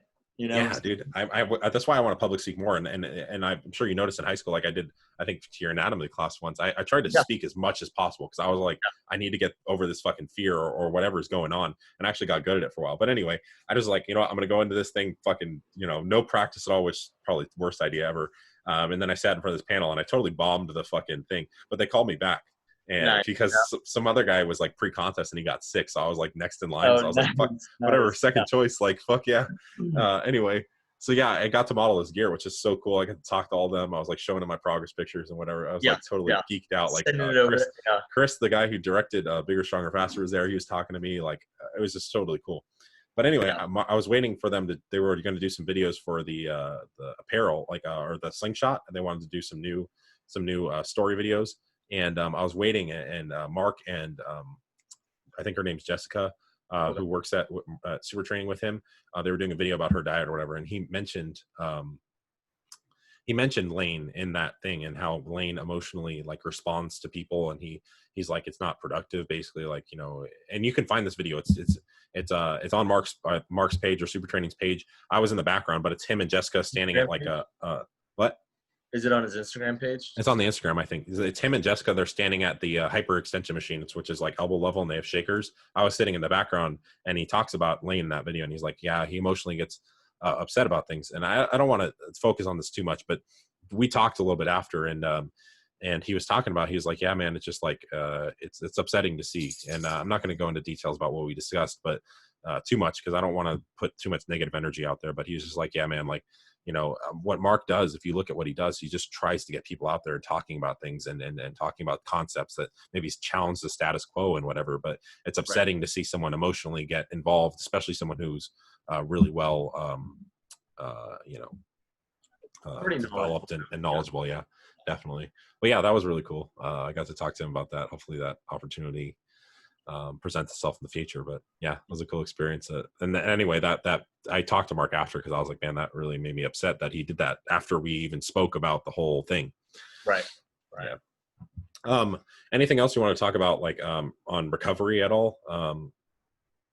Basically, deload is the best thing you can do. Anything else outside of that is sleeping and getting adequate nutrition, and then other nuances here and there, but those are the most things. Reducing stress, I would say those three would be top of your list. Eating, for sure. Sleeping, eating, and having a deload programmed in. Right. The best ways to avoid overtraining. Look out for signs. Again, Mike and I talked about this. Look out for signs like your progress stops. That's why it's important to track your progress. Doesn't continue to go up. It stalls maybe one workout, and you do reactive deload. It happens again. That's when you need to deload. You need to look at that. Joints are hurting. I noticed after like this last week of going one RIR, my lower back started to get tight, my elbows. So it's a lot of listening to your body, listening to the data that you produce. Which is hard to do too, because I've been there too, where I'm like, dude, I don't know why I'm so sore, but I have to lift. Yeah. And we have this attachment, like as bros, like we're just like, gotta fucking go hard all the time, go to failure, blah, blah. And it's like, dude, like, there's gotta be times to pull back. It's like, do you want to just train hard, or do you want to have productive training? And it's like, it's a push and pull all the time, right? This literally what bodybuilding is. It's a lot of push and pull, a lot of bringing your calories up and bringing them down, and a lot of, training really hard and then training not as hard. It's always about, Exactly. And that's something I've learned more so the last couple of years, is like, you can't just be going up for 3 years and going down, and can't getting stronger with solid progress for a long period. You got to have periods down. But yeah, that's kind of just to conclude that topic. Again, RP is a great resource for that if you need any more. But obviously, I want to help you design your next hypertrophy program and like implement some of the stuff. I think that'd be really it's going to be soon. I would say probably within the next, like, give or take few weeks. Yeah, let me know ahead of time, because I got some clients. So I usually do on like Sunday, Monday, I'll do their program. So just let me know like a week ahead of time, and I'll type something up and we can work together. It'd be really cool, I think. No, I mean, the thing about it that I think I really love is just, what I'm saying, trying so many different things. Because a lot of it in the very beginning too is trying stuff that you hear. Oh, I heard that. This is great, I'm going to try it. And then now saying, like that, it sounds great on paper, but like the science isn't quite, right. And you're able to use the information you have and your experience. Like that's something where I was like, man, I thought I wasted like 7-8 years. Once I started learning this stuff, I was like, oh shoot, I wasted 7-8 years of bodybuilding. I could have been doing this whole time. Hey, sorry, dog barking. Is that my guinea pig, or was Imagine? No, I think he's tough. I feel like I was like, oh shit, I think I wasted 7-8 years of bodybuilding. And it's like, no, like all of that experience plus now the knowledge I have, it really helps itself. It's like, it's especially with helping other people. I see the shortcomings, I see the mistakes, I see all the stuff that I fucked up on, along with the information and practical knowledge I have now. And it's just like, it all seems to come together in this like really good synergy. So yeah, I mean, I think, that's part of the fun of all this shit, man. It's experimenting on yourself, taking a new study, applying it to yourself, this would be way too boring, in my opinion, to have something set in stone from the get-go and stick to that whole, No, dude, it's so sick. I was going to say, go ahead. There's just so many things that it's weird that it might work in somebody because of their this or that or this, and it won't work in somebody else. That's a beauty. Oh yeah. A couple of things. So one, I have a client that I had to literally I kept pulling his food and he wasn't losing weight. Yeah. And I like literally got him down to 0 carbs and he just started losing weight. Like, it's just like, it makes no sense. Like you would think, okay, well, he's in a defined, like from my calculations, he's in a deficit. I had to pull his calories 1,000 calories lower than that to actually put him in a deficit. It's just so weird. Like that's that alone. And then two, as far as the experimental side, so one, people are really individual, and you gotta learn their bodies along with yourself. And two is like I'm looking at research on L-carnitine right now, and that's something I want to try to implement because I've read about it upregulating androgen receptor activity in the actual muscle, whether injected or consumed in a high quantity. And so that's something like, I'm like, oh shit, this data is really cool. What if I was on the cutting edge of this and I just was able to apply this thing and it produces great results? That would be so cool. You know what I mean? And to actually observe that, you know? Right. And that's the craziest part is all these studies that are coming out. Think about even, this is the craziest thing to me too. And this is how much I know that we really don't know that much. Every lab right now that's technically working on something, they're working on something new. They're not doing something that, you know, like we've already figured out what testosterone, nobody's going to do an experiment on testosterone unless they add something in that's new. Right. Because how are you going to get funding if it's like, yeah, well, we already have data on this. Say, dude, we got like 4 papers on that. What are you, what, you're going to take my money? No, you know what I'm saying? That's the beauty of it. It's just like, there's, and even then too, because I'm sure you've seen too, there's the amount of contradiction or maybe one thing was right back then until we figured out what this key thing did and how it affected it, you know, there's just so many pathways that could change, that could shift the whole paradigm. It could shift everything that, you know, like it's just I mean, kind of what we were talking about before too. That's how it is, you know, you have so many steps. And that's weird. Yeah, and it's weird because I would have never saw myself going down this path when I was like a couple of years ago. Like I would have never thought, but I was just searching for answers, and this is where I stumbled. You know what I mean? And I'm like, oh shit, like this, we got to figure out more. We got to fucking, you know, like I need to read everything because I'm like, what was I missing? You know, so exciting for you to actually say, okay, well, let's see how am I, you know? It would be crazy to there's people who do this and bodybuilders do this. Is like, it would be crazy to go a whole career and not understand what is actually going on, like what's going on in your body. Like your coach is like, all right, take 1,000 milligrams of testosterone and take this and take, I mean, look, that's exactly where I stumbled upon this. Is I was like, why the fuck am I taking these things? They make me feel like shit and they're not producing results.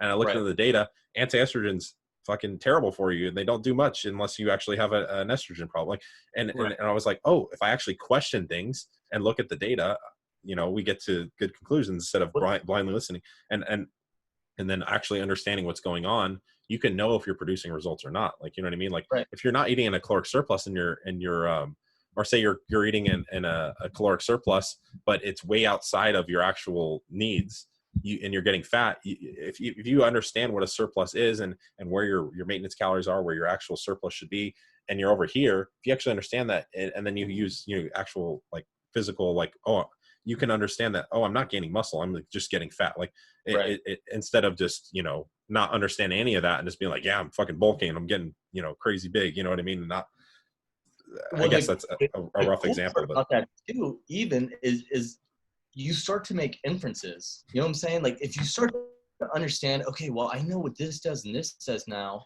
You could even start putting puzzles together. Well, I know it's not this because I know what this does. So could it be this? And then you test that. You know, versus not saying, all right, coach, what do I do today? This, all right, cool. You literally have no idea what's going on. Yeah, exactly. All you know is what you're seeing change. Yeah. But that could be like a 60% recovery compared to what you should be doing. Right.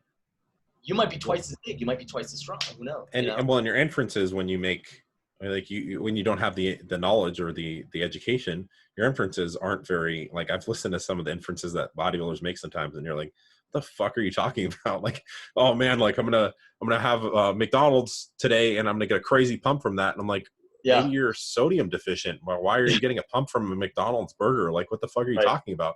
You know, just some crazy out there shit. But when you don't understand, like I used to think like getting a spike of insulin and eating mass amounts of food was going to get me huge. And when I didn't understand calorie balance, any of that shit, I was like, yeah, I'm going to fucking, and I was making inferences, but they weren't really like smart inferences. They were just like, yeah, like fucking bro science. Like, so yeah, I mean, that alone too, is you can't make good inferences if you don't have a solid foundation of what's going on. Yeah, exactly.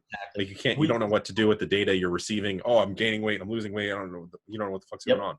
Yep. Or that's another thing where you think you have it right, and then you step on the scale a few weeks later, and you're the same. You know what I'm saying? Yeah. Nothing changing. Well, and if you don't know how to interpret your data, your body's data, and you're just maybe going off just how you look at, you know, there's so many things, so many variables that, Right. and that's why I always, with myself and all my clients, I have tons of data that I collect, man. Just Oh yeah. Circumference measurements, your weight average. I just built this sheet that's really cool. Here, I want to show it to you actually. Yeah. Throw it up here. Let me see what's good with it. And then I'll show you this, and then let's get into some questions because we're just kind of fucking rambling about this shit. Shit, this is a client's workout program. Oh, it's good. I was building. Yeah, it's actually it's terrible. I'm actually, I don't know what the fuck I'm doing at all. I didn't even put exercises in there. Like, I was just like, just says 3 sets of 8. Yeah. What? Yeah, they figure the rest out. I don't know. You pick those parts. So okay, I built this sheet, dude. God, Monday this last week, I spent. It looks really simple. I spent like at least 4 hours in front of my computer building this fucking sheet, and it was so upsetting. And I was like yelling at Maddie, like I was like, "Why isn't this making sense?" And I was like looking at my computer screen, and like I couldn't like focus my eyes enough to like figure out if I was using the right formulas. It was just horrible. But I figured it out at the end. So what I got here is a 8-week training cycle, right? Or weight cycle, right? Okay. So you have here the date and your fasted weight, right? And then what happens is this cell here takes the average of all these weights, and then this just puts in the date so we can track it later. So here's my weight average for the week of 614 to 620, right? 234. Now down here, I have the difference between week 2 and week 1. So I gained 1.23 pounds. Right. That gives me an exact number of how much weight on average I gained, right? Between these 2 weeks. And then here, I lost 0.3 pounds. Hold on. I lost 0.03 pounds. Okay, shit, I need to bump my calories up. 1.5 pounds I gained this week on average. And so I have all this data, right? It's just collecting everything. I gained a little too much this week. I need to pull back. Oh, I lost a half pound. And this week I gained 1.3 pounds. You know what I mean? It's so precise. I can see, and look, my weight, the weight I need to gain, the rate that I'm looking for is 1.8 pound per week. So this is pretty close to that, right? It's maybe a little bit more. But if I was like midweek, I was like, oh, I'm only at 1.4 pounds. I can bump my calories up a little bit and get 1.8. It's just so I can be so precise with my adjustments based on this. Well, which is good too, because I think people sometimes forget too, because I've seen it happen all the time.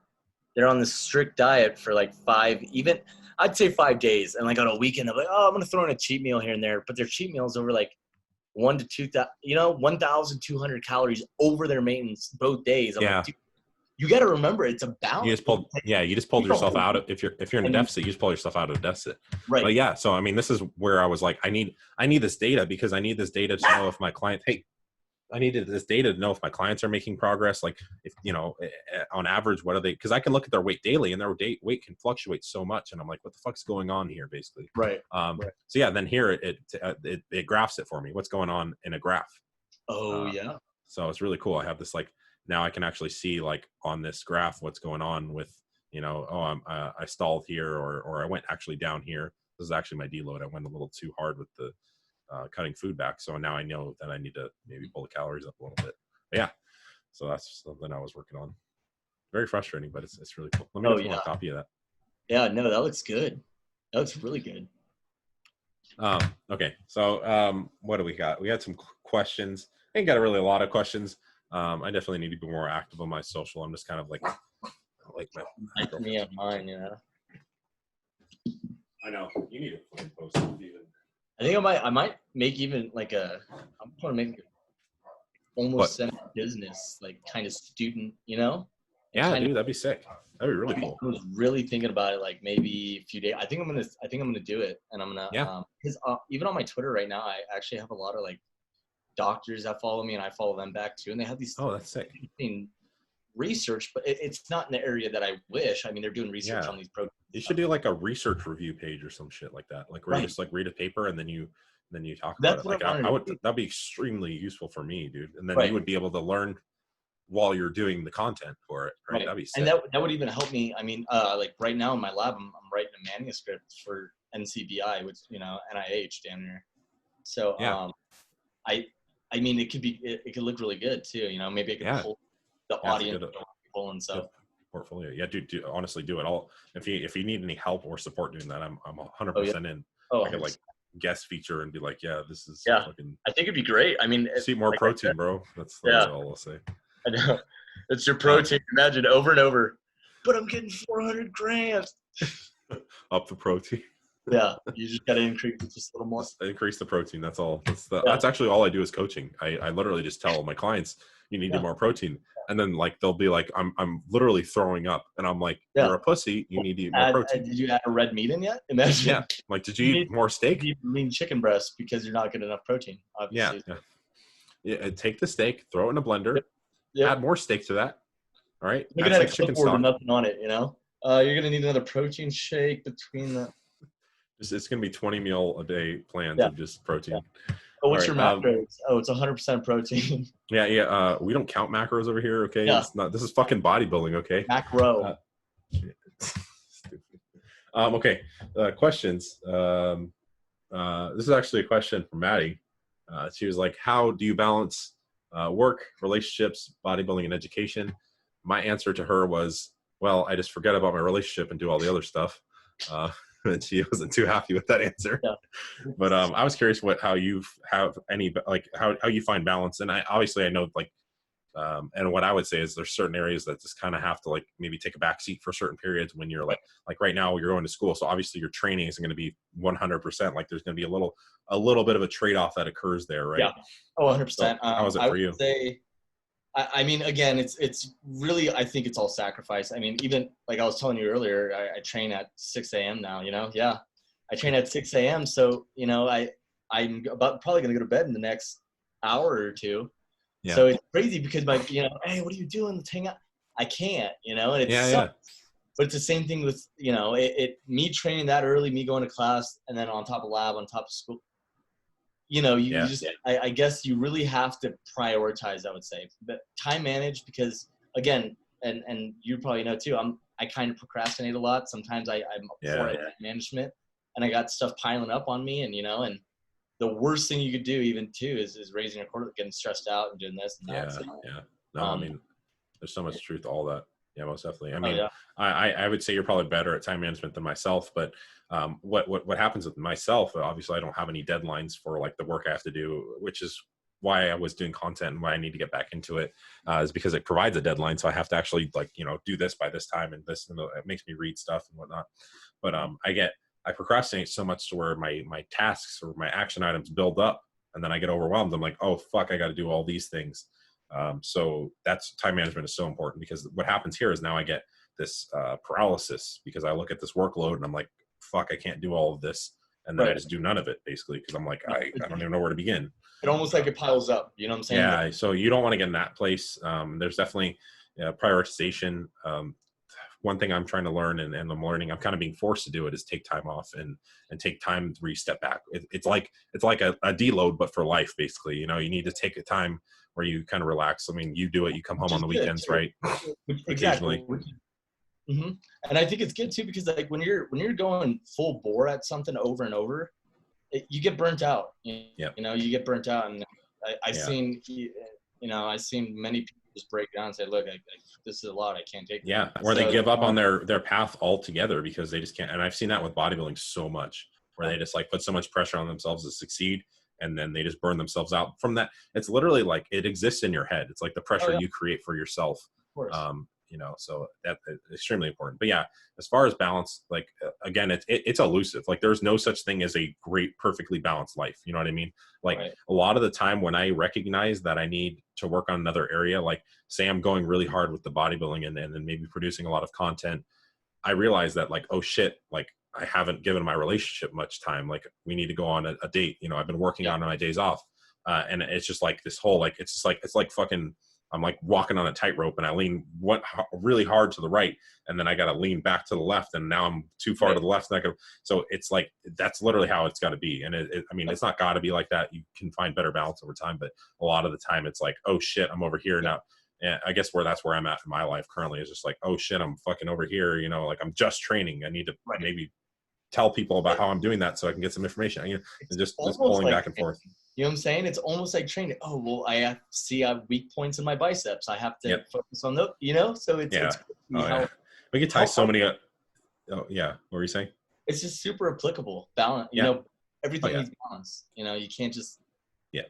And again, and balance isn't like pure, like 100% balance isn't real. You know, it's just like, Be it's great if it again, was, but walking yeah, that tightrope. Yeah, exactly. I mean, dude, I wish there was some more hours in the day. Like when I'm training like hard in the paint training and eating all my meals and going to work, it's like I got like maybe 30 minutes to read, and sometimes I waste that because I'm like, I need to relax. So it's like and then I realize I got to pull back a little bit. It's just it's really difficult. You know what I mean? And I wish I could like take some, like we were talking about earlier, take some fucking drug where I could just stay up all the time. Then I could yeah, read. I can get my my fucking dopamine fix with fucking Instagram, Pornhub or whatever. yeah, Like get yeah, my workout in, just whatever. You know what I mean? Like, and just have an actual like healthy balance of everything. But right, that right. doesn't exist. You gotta do time Hmm. management, like you said. And that's where sacrifice comes in. You're just gonna Yeah. have to. Some things that, yeah, you're sacrificing being able to go out and party, but look, when you're chilling, in your 30s and you barely have to work because you fucking busted your ass in your 20s,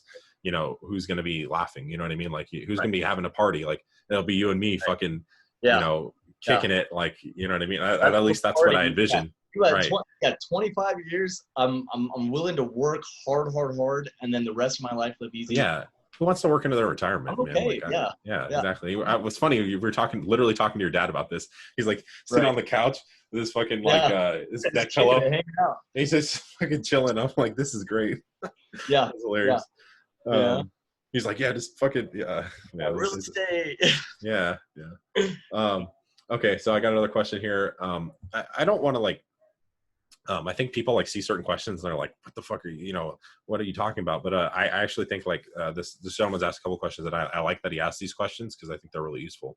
Mhm. So he asked, and some people can use them. How do you get a lean chest without protein, without consuming protein? So my answer to this, and I thought about this before, is like, one, I would just question why you wouldn't want to consume protein. Like it's satiating. So if you're trying to in this case get lean, you would want to eat more protein, 1.2 grams per pound, a little bit above. Right. It supports muscle growth. A lot of like proteins that exist in nature taste really good. Eggs, red meat, some dairy and things like that. So my question would be, why would you not want to consume protein? If it's kidneys, that's been disproven many times. There's people who've eaten mass amount of protein, overfed on protein, didn't have any kidney issues, and also got leaner. And Yeah. Well, I so think so I read a study. I think I might have sent it to you too. There's actually a lot of support for fat loss within high protein diets. yeah, Um, yeah, yeah. And and it the looks thermic like, effect of food isn't one of them. I think that was mentioned in that study you sent me, which I've yeah. heard about before. Mhm. So yeah, so I would say, why don't you want to consume protein? Excuse me. You can either DM me or Matt about that, and we can talk about it. And then getting a lean chest, I think we've talked about this before, is just lowering your body fat. So again, that kind of ties into it. You want to eat the protein. If you're not eating protein, it's likely that you're going to be really hungry, so it's going to be hard to achieve that leanness that you want. Yeah. So yeah, that's pretty straightforward as far as how I'd answer that. But Yeah. yeah, there's the two questions there kind of that I have for you to kind of elaborate. And then last one is just, why do you even like bodybuilding? I'll All let right. you answer this one. Um, just to touch back on the protein too. I mean, there's evidence that shows. I mean, it's the way it works. The building blocks of muscle is amino acids, which are pretty much built out of protein. So if you're not getting proteins or leucine and stuff like that, then you're not really turning on muscle protein synthesis to the range you want it. And then I guess in terms is you're going to get the recovery you get out of it is more important than the breakdown, in my opinion. Like you could, yeah, it's important to break down, but if you do more breaking down than you are building up, then how much benefit are you doing compared to, let's say you break down pretty good, but you recover great, then you fully recovered. It's way better. Yeah. And then Well, for the bodybuilding question, I think what really got me into bodybuilding too is a few things. Number one, it didn't really have to do with the physical appearance. It didn't have to do anything with that. It just the lifestyle and the mentality. Because I mean, I played football as a team sport. Like yeah. you have to rely on other people. But in bodybuilding, you look in the mirror. You don't like what Yeah. you're doing. Guess what? You point the finger right Yeah. back at you. So just a mentality you got to go through, the drive, the passion, the hard work. And again, like I think people seem to forget, that there's more to life than bodybuilding. And the lessons you learn in bodybuilding are so applicable to life. Yep. Beyond, and most of it is mental too, because I think a lot of people too nowadays is if you got a weak mentality, you're not going to have a good time in life, period. Right. You're going to have a bad life, you know, and I mean, half of what bodybuilding is really pushing your own body to the limit. So you got to make those sacrifices. Yep. You got to be willing to do what it takes. And that's my Twitter header is Rich Piana, whatever it takes. Oh, you know? Yeah. I need to get back on Twitter. That's funny. Oh, Twitter is my go-to for sure. I'll tell you that. I mean, I need to make a new one because I spammed my last one, but yeah, dude, that's a great answer. I think honestly, that's where, so, try to make it like short, but I read this book. So I got into bodybuilding because of that, because it was always a direct reflection of, and I always did independent sports. I was skateboarding before you were skateboarding too. Right. I mean, I'm sure you had this experience with football and you're like, you would get frustrated at other people because you're like, what the fuck are you doing? Especially when you put in a certain amount of work and that's not reciprocated. That's really upsetting. And it's gotta be, and why I didn't actually choose to do any team sports as a result of that. Right. And so, one thing, it taught me really young that, like, when I started, I was really, really young. I was like 12 or 13, right? And I was like developing an actual consciousness of like, what I do has a effect on my life. Sorry. I just remember thinking when you said you were starting bodybuilding too, I just remember your bicep forming, like your bicep peak forming in like middle school and shit. And I was like, dude, fuck, I'm gonna look like that. You know what I'm saying? Yeah, that's funny. Shit, you know? Yeah, because I think I started a little earlier than you did. I appreciate that. I thought it was fucking like skinny as hell. I remember when I saw that first vein going through your bicep, I said, fuck, man, I gotta do it. Yeah, I think you probably came over to my house throughout one of those times where I was like working out in my dad's, my parents' bedroom or some shit. Yeah, crazy dumbbell. I used those recently. But anyway, so it was like I was developing an actual conscious and understanding that like the work that I do has a result in my life. And I didn't really understand what it was per se, but I just noticed areas of my life getting better because I was able to, do this thing, do it consistently, push myself at it. And had a lot of back and forth, but what really solidified it was like my junior year. I got out of like a relationship, wasn't super good for myself. And I read this book that was called As a Man Thinketh. And basically like what I had been trying to wrap my head around was basically solidified in this book, where basically it talks about like the main like aphorism, like statement in the book is as a man thinketh, so is he. And it basically means anything that you think is a reflection of yourself. And you also create your circumstances and your reality by your thoughts. Not that you project reality or like you actually create it, but like basically your reaction to circumstances, to the way things that happen to you, is how you create your world, basically. So like something could just happen to you, but basically based on how you react and use that is basically how you create your reality and circumstances and things like that. So I don't want to get too much into that tangent, but basically once I started to understand that, and I was applying the things that I learned in bodybuilding outward to my life, things just improved. And I was just like, holy shit, like this is a lot of power that we do have with everything. You know what I mean? Before I felt like I was just like this boat floating aimlessly. And then I was like, holy shit, like I can control the direction in which I go based on what I do in the weight room, based on what I do in school, based on what I do in life and my relationships. And bodybuilding was the fundamental teacher for me for that. It was like, look at how much control you can control the size of your fucking bicep by lifting this thing up and eating this certain type of food. And you just have so much power and manipulation. It's really empowering, basically. Yeah. But that's how I got into it, is just it did kind of fall into my lap. And there are a lot of circumstances like, Darius was just happened to be sitting next to me in my computer class, and his dad happened to be a bodybuilder, and I happened to hang out with him. Like that's pretty trippy in that sense. And I'd already been training before. Like it's kind of fell in my lap as far as that goes. But the reason I love bodybuilding, like you said, is it just ties into you can just use it.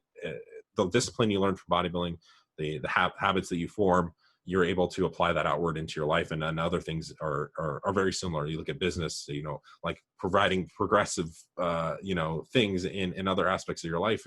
And like we said, deloading, like there's so many like analogies you could make from like, having I've seen some stupid stuff like having a heavy bar on your back and like being able to pick up like the load, and like, but it's funny, but it's also like, it does tie in a lot. Right. I remember watching it. It was crazy. It was this Machiavelli motivation, and the whole video was pretty much just talking about like the whole idea that your mind is the strongest, the strongest muscle. In all reality, you gotta understand that it is. You know, your thoughts. It's like the most, and like we were talking about earlier, like it's the most complex like organ as far as like its interaction and like the neurological connections that it makes, and like basically the whole signal of your body. It blows my mind. Central nervous system. And I mean, and bodybuilding gives you control over that too, being able to to develop neurological connections, and the same, that's how learning happens. It's pretty crazy. And then that's where we are now, is like we just want to understand a lot of that more, right? Like knowledge is power. Right.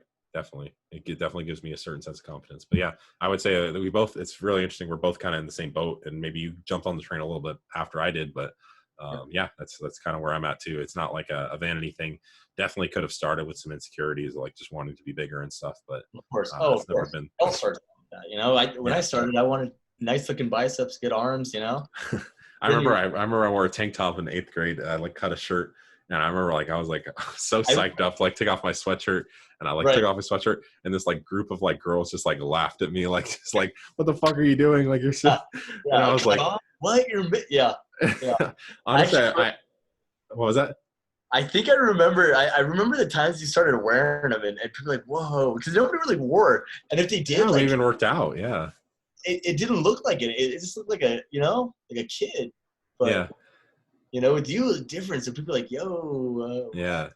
I did get a decent response off my chicken nugget diet and just training a lot. Yeah. But the thing is, I followed some structure. I had someone's workouts that I followed, and that produced results. And I think that's why, like, I never just blindly did it. At least I followed something and it worked. But I remember doing these fucking 1 hour of push-ups in my parents' garage, and it was fucking hard, but produced results. So that's the start of it. That's the start of it. Okay, I want to get you out of here. Sorry, bro. I know you're like cutting into your sleep time and stuff here. No, dude, you got time. I know we've been trying to organize this for a couple of weeks, so we both got our own shit going on. I know. Here, so I want to do something stupid, but let's see how it works. I want to do something. Why is it not showing my screen? Shit. Yeah, let's see. Oh, there we go. I want to do a meme review. I want to just go over some memes and just see. We'll just rate them. Yeah. No, dude, memes are important. You know what I'm saying? Memes are very important. They're important to the education of our youth. I think you ever see what Elon Musk tweeted about it? He was like, the controller of the memes controls the galaxy or something hella crazy. And dude, the amount of retweets that I had blew my mind. This is one of my favorite. Have you seen this page? No, holy shit. This page is fucking fired. I have to check this. Dude, okay, so the whole premise of it is based around the misspelling of Burger King. Yeah. Burger Bing. So it basically, like, a lot of the memes are just like misspelled. Like it's so stupid. Like, I just love the stupidity of it. Like, what the fuck? Yeah, you dropped this Bing. Like, what the fuck? Okay, let's find some. This one I was looking at earlier. Let's review this one. What gives people feelings isn't spelled correctly. Feelings. Feel. Which is crazy because I went right over that. Thought I had it. Yeah, I know. 3 monies, some nubbits, which I'm assuming is nuggets. Wearing a Kurger Bing Crown. Oh, this one is like, this has got to be up there. This is like an 8 out of 10 right here. Yeah. No, this is good. You ever wear a Burger King crown? That's what I'm saying. You put yourself in the position, and you obviously go back to the time where you were a kid and you had it on. You said, dude, you didn't buy the Happy Meal, bro. Yeah. You wear this shit. Three monies or nubbits would not surpass. I got nubbits with my fucking Burger King hat. Oh, wet ass pancakes. The fuck? That sounds delicious. Think about that. Like my Big Mac truck and our little drive through. Oh my god. A picture. Wait, what is that one? What is that? Let's say I would give this one like a 6. It's there. I would give it a 6 because if you really think about it, the only thing that makes it funny is really that it's just some wet ass pancakes. Well, I think it's a play off of. You heard the Cardi B song WAP? Oh yeah. Yeah. Oh I wow. Yeah. listened to like a very small amount of it, but yeah, I think that's what they're playing off there. Oh, I love the DiCaprio Dude, Django memes. These that's a are my solid meme. favorite. Yep. When you just hit them with Pibis. So Pibis is like it's supposed to be Pepsi apparently from Oh. this. When you hit them with Pibis sucks and you're waiting for them to recover. and, Drink it and up. Coke is spelled Conk. conk. Oh, that's a 9. That's a 9 right there. That's Fuck yeah. I like the hat. The hat too is just perfect. The hat like and the way he's holding it, you know, to show you, hey, this is what I got. I got a the way he's holding his conch. Yeah, yeah. Okay, Whapper. we should probably... Whapper? Wait, where is it? Oh, yes. Whapper. The wet ass counter. Oh, fuck yeah. Oh, Cardi man, I wish that was a real thing. There. Over there, I didn't see that. Hey, they snuck him in. They snuck him in. Hey, the best part, does it come in impossible? Look at the comment, bro. Oh, my God. I hope it does. Yeah. Okay, one other. I want to show you this other account. What is it called? Dude, that one account is really funny that I just followed because the fucks it. What is it? Fucks it lift, I think. It's I don't know. I can't even remember how to spell it. Dude, that one is good. Oh God, how do you spell it? Oh, here it is. Fucks fit. Oh, yeah. This one is hilarious. This was just. I love these ones. Mom, why is my cousin called Rose? Because your auntie loves roses. What about me? Enough questions, just. You know what I'm saying? Because you never expect to be a stupid. Maddie hates this page. Like I show her memes from this, and she's like, what the fuck is this? Dude, this is one of my favorite pages. As fuck as it sounds. Yeah, have you seen any of these recently? Oh, dude, yeah. Let's see. Oh, here's another DiCaprio yeah. one. Yeah.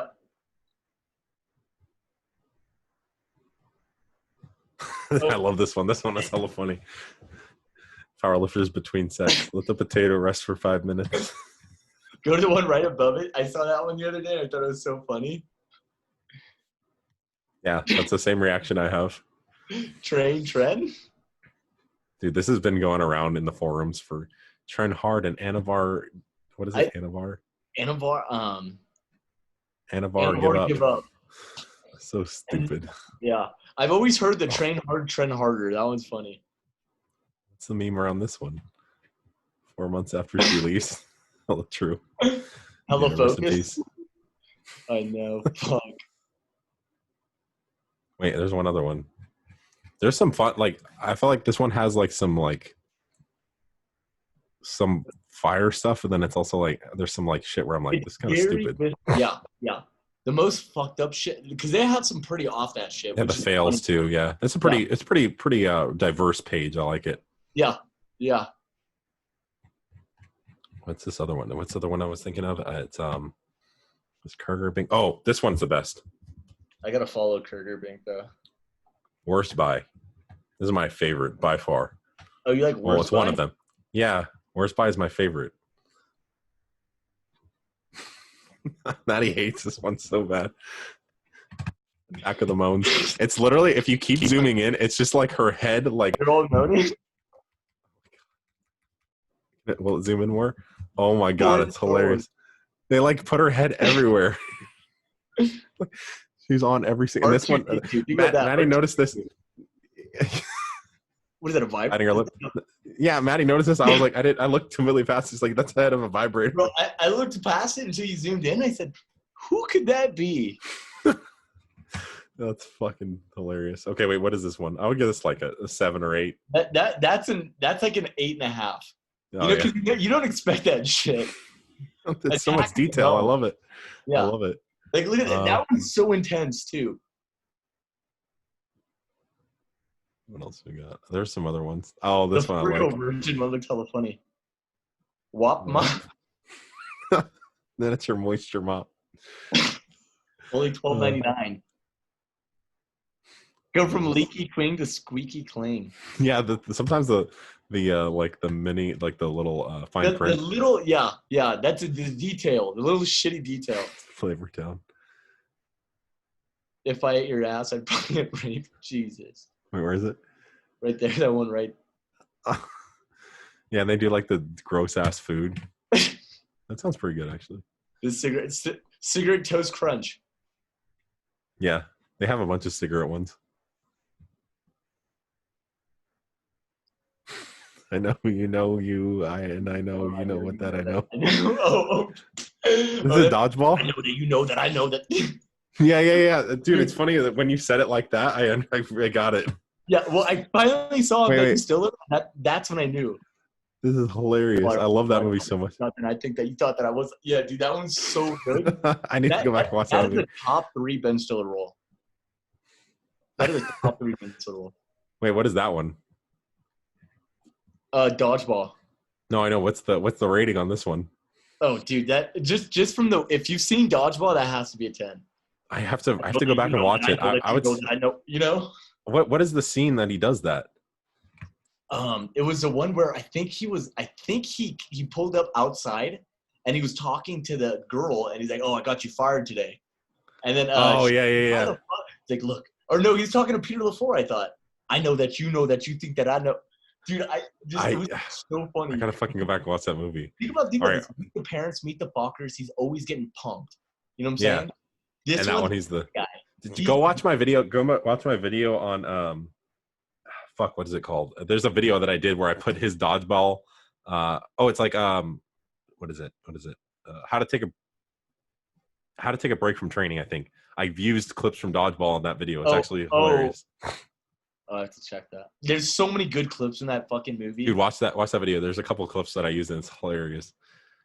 Dude, that movie's underrated. Oh hell yeah! I actually want to go watch it. I'm probably gonna watch it today or tomorrow. Cantos Chrome. Wayne Campbell's game is updating. Come back tomorrow. Fuck. Dude, that's literally called. Do you play COD? Dude, too much. Oh, fucking add me.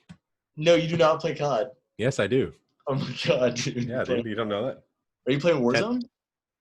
Sometimes 10 toes down. That's my Activision account. Okay, no, hey, we're gonna get some dubs. Yeah, we'll talk. Dude, we should fucking stream. That'd be so sick. Dude, stream and talk about. Oh my god. Oh hell yeah, let's do that. I'm down. Oh, well, I'll text you after about it. We'll get it. Yeah. We'll get questions on it. Okay. One more meme. Oh wait, I think I might have synced them to my photo. Here, let me not share because I don't want to share any bad stuff here. I saved a couple on here.